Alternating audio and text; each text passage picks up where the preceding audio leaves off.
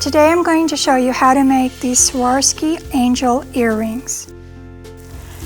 The components to create them are silver-plated ear wire, a 4mm rondelle, 6mm round, the angel wings, and a dome bead, 1.5-inch silver-plated head pin.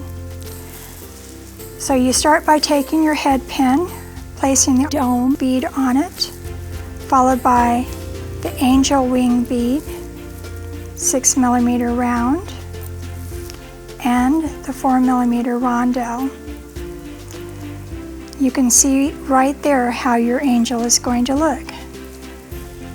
Take the head pin, bend it over at a 90-degree angle, trim it to about 3/8 of an inch. Take your round nose pliers, roll it up on top to create a loop, and take your flat nose pliers, open it up, attach your ear wire, roll it back closed, and there you have it, one angel earring, just waiting for its friend to be created.